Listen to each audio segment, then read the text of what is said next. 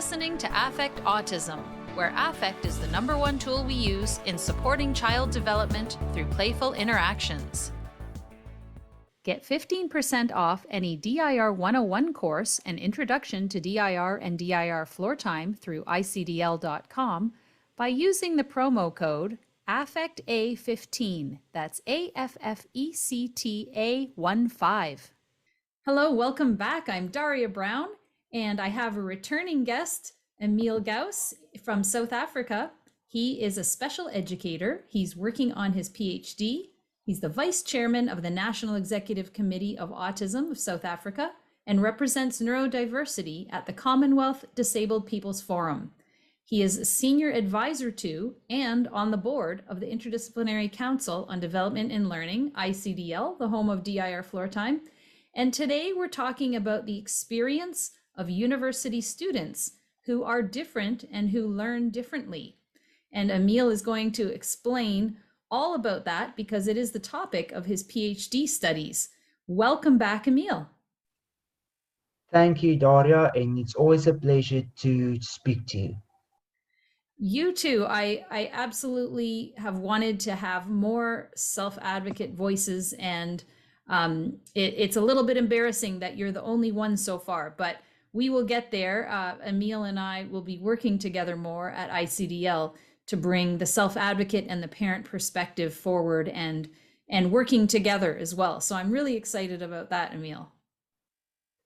We are, and like we said, we are breaking ground, and it's all about getting that first-hand experiences and getting the community of practice involved, because that's what we need. We need more first-hand experiences, but we need to get the experiences of parents as well in, so that we initiate change. Let's start from the ground roots and build our way up. Yes, and I know that you are talking today about how much of a challenge it is for children, and in this case, young adults who are different in what you called an ableist and masculine approach to difference. So anybody who doesn't fit into the typical environment, students who have sensory differences or psychosocial disabilities are somehow not seen as being disabled in the way that physically disabled students are. They have an invisible impairment. And I'm so eager to hear what you are delving into in your PhD studies. Thank you. It's quite an interesting approach towards disability and how we analyze society.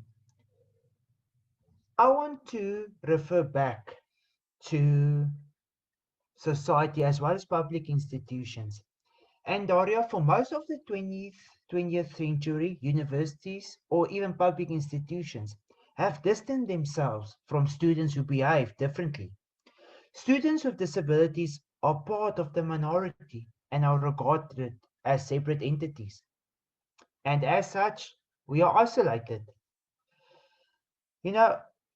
As an autistic adult myself, and I think all parents and students with physical disabilities, and even students that are different, are basically felt that they were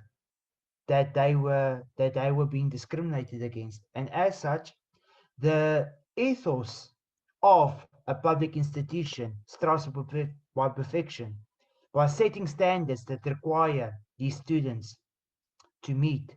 And usually these standards stigmatize anything that is seen as a possible difference or even as a weakness. And therefore, difference is placed in negative light. Furthermore, I believe that students with a disability, all students that are regarded in this minority group are victims of discrimination. And I believe that the logistics of this institution employ ableist as well as ableism in its practices. And therefore, this set of assumptions of this institution and rule contributes towards disabling the student and promote unequal treatment. Now, Emil, can I ask for listeners who may not be familiar with the term ableism, can I ask you to describe what that is? Of course. Now, I just want to tell you that in my presentation that I'm focusing on multiple lenses. So I'm talking from autistic adults' perspective. Now, the ableist viewpoint is based on the negative stereotypes and cultural assumptions such as the efficiency and difference. Now, this ableist notion considers a corporal standard that resembles perfectionism, and therefore a social transformation approach is required that will ensure that these individuals are accommodated. And I think in the autism field, Daria, you will know as well, is that there is a negative perception towards students on the autism spectrum. And some people will feel that these individuals need to be fixed.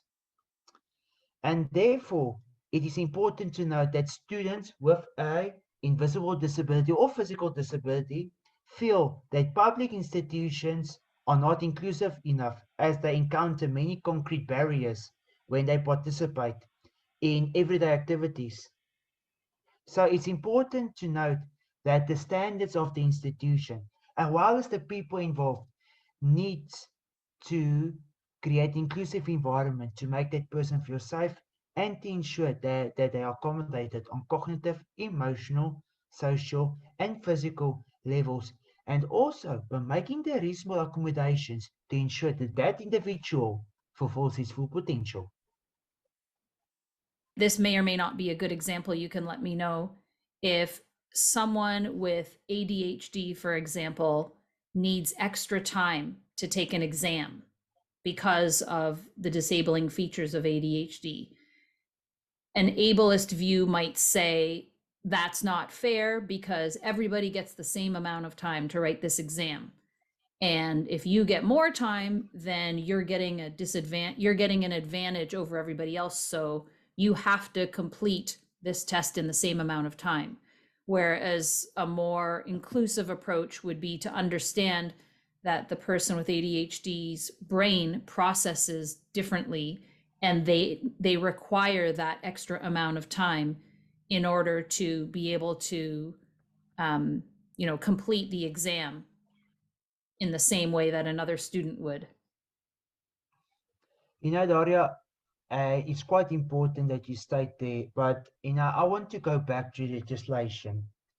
I'm familiar myself with the White Paper 6, and in the White Paper 6, they refer to reasonable accommodation, and this reasonable accommodation refers necessary to the appropriate modifications, the adjustments, the assistive devices, and technology that is used to ensure that that person with that different sort of impairment are accommodated and to ensure that they are accommodated on an equal basis so they can fulfill their full potential. That's the one thing. And then also you need to look at the process of reasonable accommodation.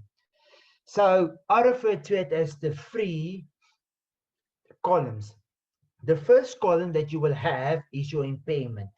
Now that is the different kinds of impairments that you will have. That refers to your different categories such as the sensory, the physical, the psychosocial, the intellectual, and the neurological. Then you will look at the second column, which will be the barriers. That will be the physical barriers, the attitudinal barriers, the information barriers, and the communication barriers. Now, in this second column, that refers to this type of challenges that these individuals will experience. And then the last column will be the reasonable accommodation. How can we accommodate the individual in terms of technology, in terms of assistive devices, adjustments, and modifications? Now, referring to your example, you need to look specifically at the type of impairment that the individual has. Is it a sensory impairment? Is it a physical? Is it a psychosocial? Is it a neurological? And then Then you refer to as soon as you identify, you refer to the second column. What can be used in order to accommodate the individual? What's the barrier? And what's the barrier? Let's look at the second one. What's the barrier? So definitely you look specifically at information as well as a physical barrier. The physical can refer to sensory. It can also refer to a motor challenge, that the gross motor challenge that the individual has. And then the third column, as soon as you identify the barrier or the challenge, you need to look at the reasonable accommodation. What can we do to accommodate the the individual, the child? And therefore, we can make adjustments such as providing the student with additional time, or we can make use of a speech to text function, or we can basically um, adjust the paper, or maybe adjust the size of make it more visual for the student. So if you can understand the different process of reasonable accommodation, I believe that automatically we will create an inclusive and accessible society. And I imagine a huge part of that, which I think is still something that is an issue right now, is how to get that process going. So, how does one advocate for themselves and how smooth is that process? Because if you go and you say, I need accommodation because of this, this, and that, and they're like, oh my goodness, this person's being so difficult, and they make the process so hard for the person just to advocate for themselves that they give up because it wasn't worth it, and then they might drop out. Whereas if you have something that's very inclusive and welcoming, and it makes it easy for the person, so they don't have to physically walk up a lot of stairs and go to the specific room that has bright lights and talk to a specific person who isn't very pleasant and do all of that and fill out paperwork and all of this, versus they can, email somebody or make a request in a number of different ways. Like, that access to be able to get the accommodations they need needs to be welcoming as well, and not seen as putting a label on that student, like, oh, there's my student who's causing me all this inconvenience. All the other students can do it fine, but this student can't. That's still how I think some of the population still sees it. And you're talking about making it more inclusive, which would include understanding that every student has individual differences, and we want to make it a welcoming place for everybody and make the process supportive for everybody so that everybody has the same opportunity. And I think that you are actually referring to an ideal inclusive society where reasonable accommodations are made and where everyone is accommodated, free from every form of discrimination and victimization. In order for us to reach that dream, I always refer to four aspects. And I think that is where my personal experiences comes in as a student on the autism spectrum. In order to accommodate this individual, you need to look at four aspects. The first aspect is you are referring to universal design. Now, universal design refers to acknowledgement of the different legislations there is in terms of reasonable accommodation, and to ensure that these students are accommodated. You know, the universal design also refers to general accessibility in order to accommodate the different needs. And therefore, it refers back to the different types of impairments that we get in terms of physical, in terms of sensory, as well as the different challenges that these individuals experience.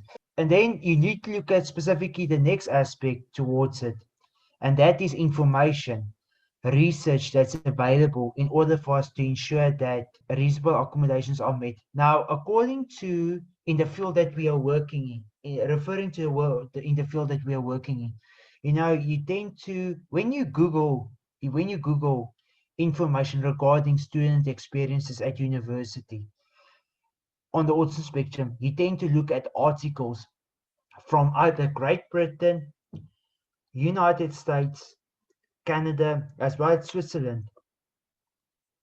And although it is quite nice and fantastic to familiarize yourselves with this and learn from these experiences, some of them are not relevant from a South African perspective. So therefore, it's always important for us to make sure that the information that we receive is quite relevant and also to identify the gap.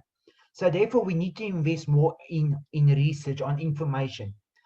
Then the third aspect that I want to refer to is on communication.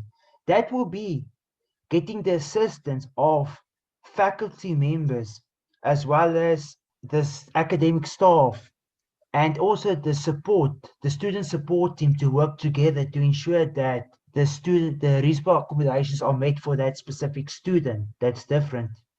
Now, referring to autism, to ensure that that student is accommodated on campus on cognitive, emotional, social, as well as physical level.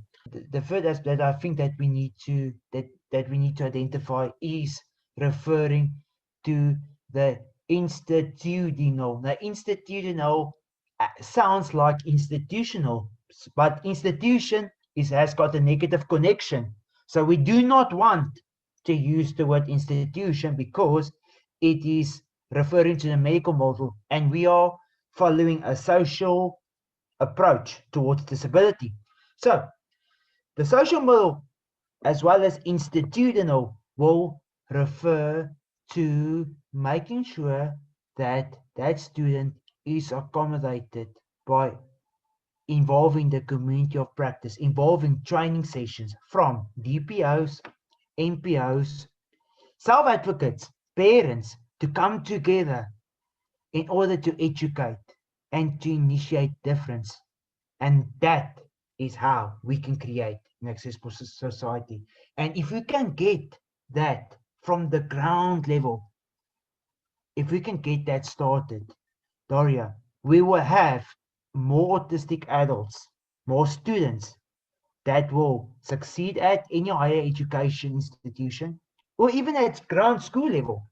We will have more graduates and we will have more students on the autism spectrum that will make a difference in the field that we're working to eliminate inequality.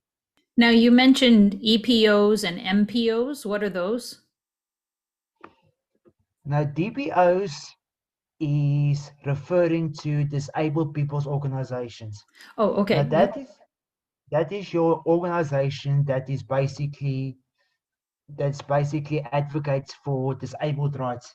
Usually, in referring to the United Nations documentation as well as the conferences, DPOs are basically self-advocate led, and NPOs is non-government organizations. And usually in a second world country like South Africa, and I think in the US also, due to the fact that we are not supported by any form of government, NGOs are NGOs and as well as DPOs are working together to initiate change.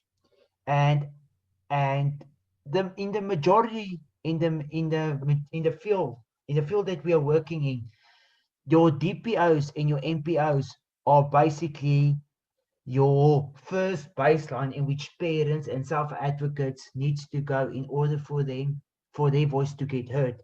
And then from that, we can refer back to society as well as public institutions. And usually our public institutions are referring to DPOs in order to provide training for people in the workplace as well as in higher education institutions to accommodate the individual. So it's quite important for them for the DPOs, the community of practice, to work together to initiate change. And I'm sorry, I missed what the M is in the MPO. Non-profit. Oh, so it's N, non. PO, profit. Okay, okay. Organizations. So, Emil, can you tell us a bit about how your personal experience led you into doing this research for your dissertation? And I will say to listeners and viewers, if they haven't heard our last podcast, we did a podcast about Emil's journey, and it was based on his conference presentation at ICDL's DIR Floor Time Conference last November. So I'll put a link to that in the post for today. But I guess this is the journey sort of after the journey you described in that podcast. This is more your university journey now that has led you to this research. Yes, definitely. And I think it's quite important to to to realize that each individual has got a story, and and that each student that's enrolled or that aspires to study at any form of higher education institution, it's a major honor. It is something that you desire because you want to improve on your life. You want to show that you're independent. And for me personally, I believe that by attending university, I would be able to get rid of the misconception that a student with autism cannot function in society, and a student on the autism spectrum cannot be independent. And therefore, for me, I wanted to get rid of that chain, every single day that I had as a student in school. And I wanted to get rid of this ableist approach as well as this masculine approach. I wanted to prove that a student with a invisible impairment can succeed in society. And that was one of my intentions. And like I said, as a student with a invisible impairment, with the different challenges that I experience cognitively, emotionally, socially, and physically, I needed to adapt to a universal environment with different legislations, with different approaches, also with a different standard and requirements. And for me personally, I need to get used to everything again. So as a student that functioned well in a formal school, who wrote a formal matric, I needed to, I functioned quite well. But as soon as I went to an unfamiliar environment with unfamiliar expectations, it was quite different and affected my functioning abilities on those four levels that I mentioned. And it was extremely difficult. As a student that was nonverbal, I struggled with the communication factor. And as you know, it is one of your survival tools that one uses at university, because university is not about the academic performance, but it's also about the social well-being of students. And you know, and that was for me one of my most difficult aspects, was to get used to this social side, and therefore I had the support from different service providers such as the university psychologist, who assisted me in communication. And and it was extremely difficult to get used to the standards, but as soon as I got used to everything after a couple of years, I got used to the routines and the standards of the institution, and it helped me to formulate my identity, and I succeeded. And it just shows that a student that was nonverbal can succeed despite the challenge that he experiences, and also the value of support.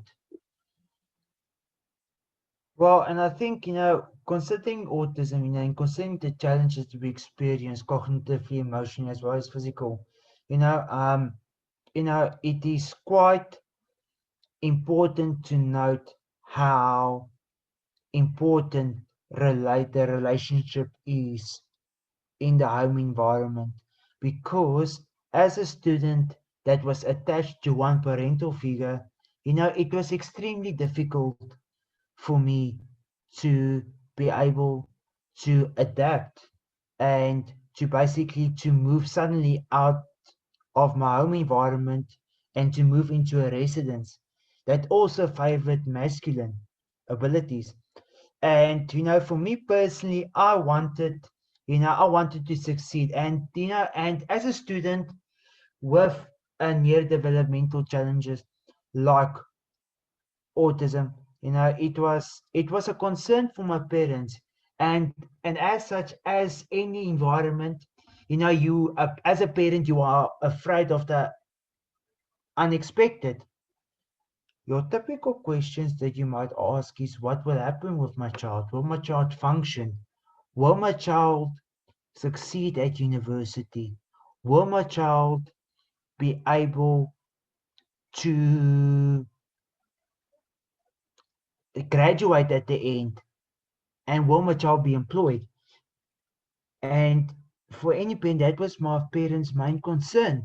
And Daria, what was quite fantastic is the fact that, that my parents believed in my capabilities. And although it was difficult, and although there were different family members as well as different uh, staff that that tried to persuade us not to take the university route.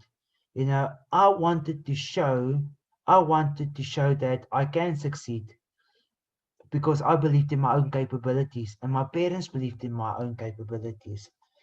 And therefore, it sounds like quite nice about this ableist as well as this masculine approach that society has towards student that's different. And therefore, I think that we need to look at the individual behind the diagnosis we before we stigmatize. And I think, referring to my personal experiences, I think I did not I proved myself. I do not have to prove myself to anyone, because I showed that that it's possible if you believe in your own capabilities. Yes, throughout the years you will have challenges, but that's normal for the autism spectrum. But the most important thing is if you have the necessary support, and that's key in order to succeed. The first thing that's coming to my mind is, do you have advice for parents listening out there as how to support our kids the best? Because you spoke about the wonderful support you had from, especially from your mother in the last podcast we did. What kinds of things did she do to support you and during university and help you believe in yourself? And I guess that really was established from everything you talked about in our last podcast. Growing up, she had really established that she always believed that you were capable. What advice would you have for parents whose children are getting older and might be thinking about heading to pursue, whether it's university or whether it's just something different that they haven't done before that they really want to do? Maybe it's getting their first job, or anything that takes them away from the comfort of the environment they're used to.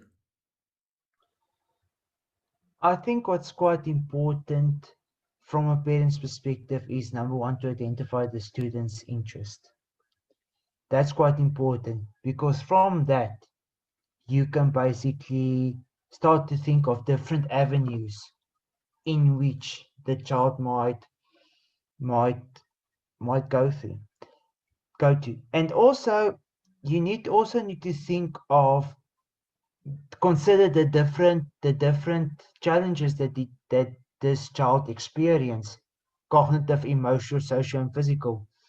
And you need to critically analyze it, and you need to believe in your child's capabilities. And unfortunately, one of the things about the autism spectrum is that, we can't basically provide a blueprint for parents because each individual on the autism spectrum is different. And therefore, each child on the autism spectrum's capabilities is different. But I believe that the key thing for parents is the is that continuous support is vital, because depending on the people in the environment, depending on the standards of the environment, as well as the expectations and the requirements, the child, or the individual rather, excuse me, will need that support to function. And as such, there will be times where the child will experience, or the individual will experience, challenges emotionally and socially and physically, in terms of sensory wise. And therefore, it's important to make the support base strong, to make the institution aware that the student is different, but also to make contact with the different support services, the different disability units, and make sure that there are reasonable accommodations to ensure that the individual can succeed. And I wonder, I guess this is really dependent on the individual, but are there things that you would say to be careful about doing so that you're not taking over? So it sounded to me like you really wanted to prove your independence and you believed in yourself to do that. And some parents, and I'm certainly one of those, but my child just turned 12, so he's still developmentally quite young as well, around 5 or 6 ish. um, I want to do everything for him, and I want to speak for him, and I want to do all of these things. That's one thing that I'm going to have, it's going to be a challenge for me to have to let go and let him show who he is and let him self advocate for himself, as opposed to me doing it for him. Is there advice you would have for parents on how that process works? Because it's one thing to say be supportive, but then some are too supportive, if that makes sense. Maybe they're not, maybe there's no such thing as too supportive, but you know what I mean? Yeah, definitely, and it's quite normal for any parent. And I think it's due to the uncertainty factor. But considering the autism spectrum, and that's why we refer to it as a neurodevelopmental challenge, because as parent, you know your child's best, you know your child's behavior in unfamiliar environments. You know your child's emotional responses best, as well as his different reactions towards different situations.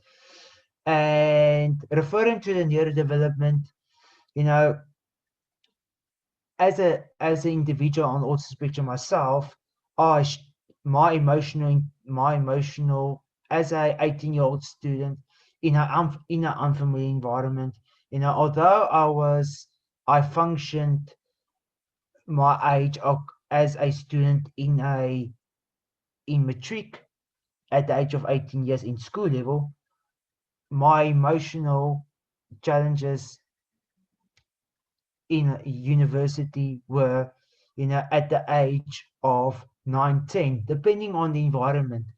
So definitely it is normal for parents to have that concern. But yet again, that is the brilliance of neuroplasticity, where the environment and also the support from the environment will basically accommodate the student to ensure that the student can adapt and function in the university environment. And that is why the brain's development is quite important, and the functional abilities of the student on the autism spectrum is brilliant. And like I said, I want to go back to the parent, as well as the difference of the type of diagnosis. Each individual on the autism spectrum is totally different. And it will be unfair for me to say what to do because each child's capability is different, and we will go in different pathways. But I believe that there is a place for each autistic individual, not only at any form of higher education but also in the working force. So it's quite important for us to recognize the unique abilities and to identify the interest, and to let that child, or that let that individual go through the process and to identify his needs and and follow his dream. But like I said, be aware of the different challenges that these individuals experience on different avenues, and also um, be there to support him all step of the way. There will be times where, in terms of the emotional development, where the individual will feel that he needs to be independent, but one must always make sure that that you are there to support when there are times where support is needed. So you've really described some very helpful examples in theory and practice about how to make it more accessible and inclusive and all of the different aspects. I'm wondering now more personally if you can describe some of the experiences that you had and um, what accommodations helped you get through your studies, and did you have a hard time getting those granted to you? And if you have some examples of that, that would be really interesting to hear. Daria, I think you need to consider also the autism spectrum, and yet again I want to refer to the different challenges that we experience cognitively, emotionally, socially, and physically. Because with autism, you know, and referring to the ableist approach, physical disabilities usually are being accommodated due to what people see. But what's quite difficult with autism is that the challenges that these individuals experience on the four avenues that I've just mentioned is that it's quite hard to identify the reasonable accommodations for that individual. So it was quite difficult for the institution to accommodate me because I was an able-bodied student. You know, I didn't walk. I didn't have a physical impairment. I didn't walk with a limp. I looked. I looked. I looked like a normal neurotypical student. But there were certain challenges that I experienced in terms of sensory wise. Um, in a lecture hall of 300 students, my senses were overwhelmed. I struggled to communicate effectively. And this was the time where I actually started to speak. And therefore, the assistance of a university psychologist is quite important because the university psychologist basically introduced me to the finer aspects of having conversations, how to start a conversation, how to end a conversation, how conversations works. Now, if I can refer to a typical example, she actually referred to communication as a dance between two people. One, you take one step, the other person takes another step. And we needed to break it down for me to understand. And I basically used those techniques to communicate, to form a relationship. And yes, as a student that was in a ableist and masculine environment, it was extremely difficult to get acceptance because I looked like an able bodied student, but my behavior was different. And that is why, that is what made all the difference. And I think, years after my second and my third year, you know, these students started to accept me in residence, but also there's some of the students that attended classes with me because they identified the challenges they experienced and they started to emphasize. And this is what made all the difference, and therefore I could function. On academic level, I had additional time, and I also made use of assistive devices like audio record to record my lessons due to the sensory overload that I experienced. And and in my dissertation that I write for my PhD, I basically identify these aspects and also much more from a masculine as well as an ableist uh, uh, lens. But I think that what's quite important is that, I had these challenges, but I also had the support with from the institution in different avenues. Remember, the campus that I attended was smaller, and yes, there were students, there were a lot of students, but compared to other faculties, it was not as big in terms of population. So I could cope with the necessary support. So definitely, there were challenges, but there were also a lot of positivity that came out of my experiences. And the reason why I'm sitting here today talking to you as a student who's basically in my final year of my PhD is due to the fact that, these experiences that I experienced made me stronger, not only as an autistic person, not only as a student that was different, but also as a human being. In all, and with these lessons, I want to create an inclusive society and make it accessible for all. And when just the example you gave going into a class of 300 people when the sensory experience was so overwhelming, you mentioned that you took audio recordings to listen to later. Would you literally sit there and record it, or would the teacher provide something separate? If there's lots of noise and you just recorded it and you played it back, you would hear all the noise again, but at least you wouldn't have all the rest of the sensory experience around you. And therefore, we need to go back to the diagnosis of autism and also the type of diagnosis that this this individual on the autism spectrum have. Now, referring to my type of diagnosis, a student that is receptive, my sensory challenges are as such where I experience visual sensory overload, whereby I cannot see the faces of students.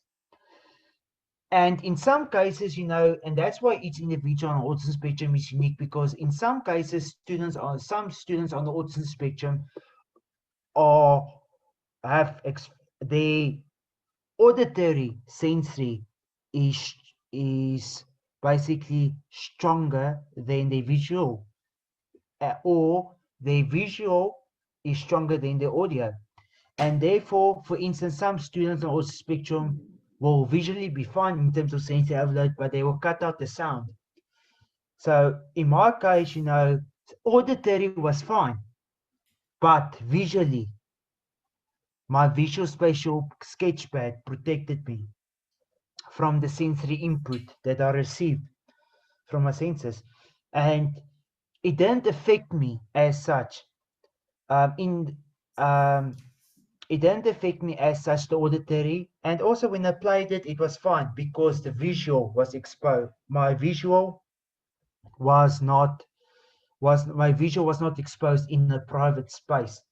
But also, it also depends on the ethical considerations of the institution, because you know some staff members were quite approachable and some were not. So it also depended. But I think it also has to do with um, being aware of the types of challenges that these individuals experience. And therefore, it's quite important for us, Daria, to involve DPOs and also autistic adults and parents also to come to talk um, to faculty members as well as the institutions to create an inclusive and accessible, more accessible society, to transform the system and also to make sure that the reasonable accommodations are there to accommodate the student. Because referring to autism, referring to the type of challenges we experience, some autistic individuals, uh, communication skills, the communication as well as the social interaction is one of the foremost challenges that these individuals experience. And therefore, it takes a tremendous effort and, and their self-confidence is affected. And also determination to walk, to come to come to someone and to tell them about the diagnosis that they have, to disclose that they are on the autism spectrum, and to ask. So I think that to accommodate the anxiety levels of the individual on the autism spectrum, as well as the social and emotional well-being, is quite important for any formal school environment, any formal higher education environment, to accommodate the individual by having the assistive devices in place to accommodate the student. And what I hear you saying is basically a big capital flashing I in the DIR model, which is the individual differences and how important it is to not lump everything all together. It's really important to look at the unique profile of each person. And I think that education piece is so key because you can have that ableist view that thinks, okay, well, it's more of a preference. Maybe my favorite color is yellow and I want all the classrooms to be yellow. You're not accommodating my preference. That education piece really says this is not about preferences. This is about actual disabilities and disabling features that prevent my learning experience in the way that everyone else can. It's not a preference of mine to listen to auditory lectures over live lectures. It's a necessity for me to be able to learn. You are actually summarizing the true value of inclusive education, and education is a right, not a necessity. It's a right, and I think that if we can make public facilities accessible and all levels of education, it contributes a lot towards the the working force of the individual, and also create to ensure that that person has got a purpose in life. And you can refer back to socioeconomic circumstances, hey, in terms of an an employment rate. You do not want a student with some sort of impairment or with a different impairment to fall part of the dropout zone. You want to ensure that each individual has got an opportunity to fulfill their own potential and to be able to contribute to society, to be able to have a voice, to be able to make an impact on a higher order level, to join the fight to create an inclusive and accessible society. And that is why it's important. It all starts with education, and it also starts with how we can accommodate the individual. So just thinking about that, Daria, if we can take that into consideration, and taking the four pillars that I mentioned earlier, we can transform the world, and we can ensure that the unemployment rate is less amongst neurodiverse individuals. Now, I'd like to end off with a question that might sound very ignorant, but I just am curious about your thoughts on it. There's been a lot of talk about the double empathy theory, and that self-advocates say they may not have problems communicating because autistics communicate with autistics very well, neurotypicals with neurotypicals. It's when you mix the two that there's the challenge. So, what are your thoughts on having, and this is a whole other bag of a can of worms, but if there were institutions, because there are a few in the United States that are specific universities just for people with learning differences. So let's just say, for example, a university that only has autistic people or people with sensory challenges, and that way they are in an environment where they can be more relaxed and learn at their own pace, and that is supported. That's what the whole institution is built around. And I have some ideas of how you might answer that, but I'm just curious as to your thoughts, because you can have both, right? You can have what you're talking about, which is the inclusive environment, but some people might just say, I don't want to deal with that. I just want to go to this institution because everybody has the same journey as me, even though their profiles are different. They understand what I'm going through, and it's more accessible and safe for me to be here. I'm curious about your thoughts.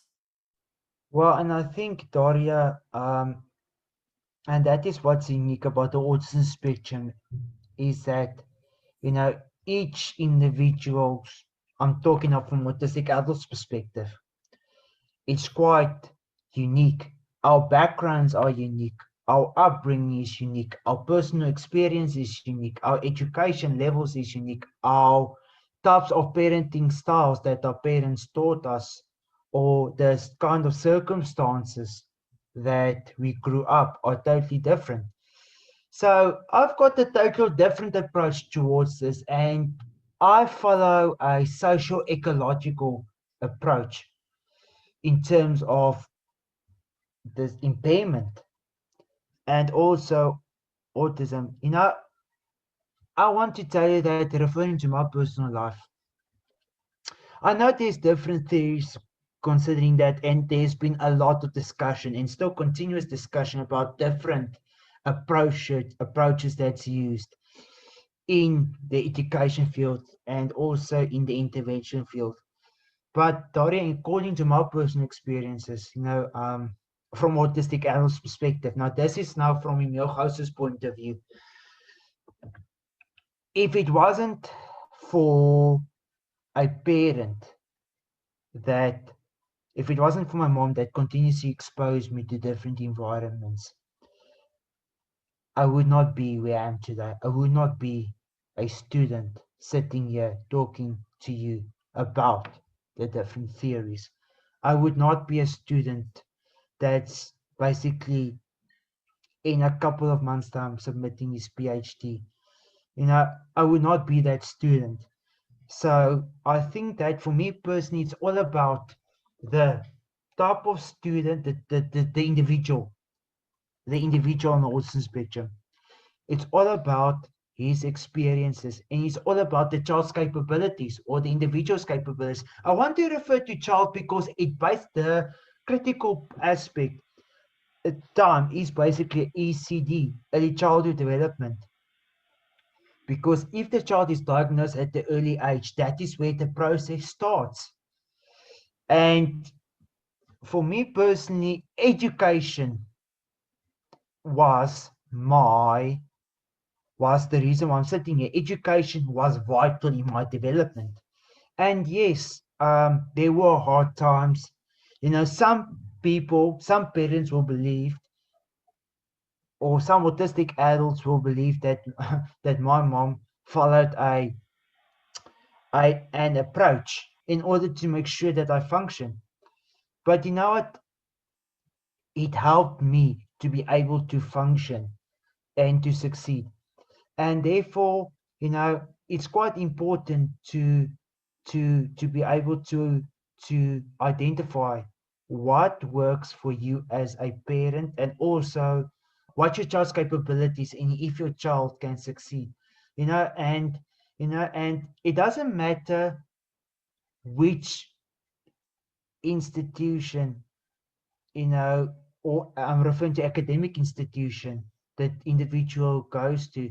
It's all about for that individual to function. We live in a very uh, cruel society, where, like I said, ableism is preferred, masculinity is preferred. And I believe that we are currently, yes, on a stage where we are more acceptable as society, but unfortunately, there are some aspects of society that is not more that's not inclusive enough for individuals on the autism spectrum, and therefore, um, survive the unemployment rate amongst autistic adults is extremely high due to different challenges that these individuals experience. So I've believed that in order for autistic adults to function, I believe that, according to my personal point of view, is that we need to adapt towards society, and we need to come together to fight for the same for creating accessible society. And I saw dramatic changes in the community of practice, as well as the public institutions, where they are becoming more aware. You know, um, Public facilities, service providers are becoming more aware about autism. And and if you basically come with a complaint about an inaccessible aspect that you might have been confronted with, people will understand. And yes, it takes a lot of education. But for me personally, Doria, it comes down to we we need to understand the individual's capabilities. And I believe that if the individual has shown signs of coping, and if that individual has got this desire to function, and if he's got the capabilities, you know nothing we mustn't stand in that individual's way. So, and I think that, it's normal for us to basically have a debate regarding this, because we are in a field that's very controversial, isn't it? Referring to the disability, referring to the impairment, referring to also referring to, you know, the different theories that's out there about, and also the manners in which we approach autistic adults. But I think that, we need to look at the individual as such. And our main purpose as autistic self advocates, as service providers, as educators, is to ensure that these individuals function, and to ensure that these individuals succeed, and for them to fulfill their destiny, and to ensure that they are members of society, and that they are accommodated. That is our main purpose. So I understand, the different approaches that's out there, but our main concern must be that individual, and not what's out there. We are working in the field in order to uplift, to educate, to uplift, and to change perceptions. And that it must be our main purpose. So so my theory is a little bit different. I would say we need to, depending on the experiences of the individual or of other individuals, our main concern must be that individual that we are aiming to develop, and for them to succeed. And that is what we need to do. Focus on the abilities of the individual, focus on the individual, and not the diagnosis. Forget about the different things that's out there. Forget about the different signs. For me, it's not all about the the the small things. For me, it's all about making sure that that individual functions, and for him not to be part of a 33% that's unemployed, that's sitting around, that's not a member of society. So I think, and that is why we've got a gap in the field, because everyone is too concerned about the different words that we use, the different sounds that we use. It's not about that. It's about that individual that needs to be succeeded, that needs to succeed. And and my case study can be one where, you know, if we listen to everyone, if we listen about the small things in society, I would not be a success story. So I think that, I summarized it beautifully, but, we need to think about the parent, uplift the parent, uplift the child. And that's what's more important. And that is why they are always important. Focus on the individual and not the diagnosis. Absolutely. And what you also said is the more stories we have, the more empowering as well, because everybody will find something they can relate with in each story. And we need more people like you out there spreading this word and creating this environment where we can all be uplifted. So thank you so much, Emil, for your time. It's always wonderful speaking with you. And I hope you'll be back soon. If listeners have comments, questions, want to put in their 2 cents about anything that we talked about, just go to the comments section at affectautism.com under this podcast. And thank you so much, Emil. Thank you, Daria. It's always an honor to speak to you. And I'm looking forward to walk a path with Affect Autism as well as the hour floor time. Thank you.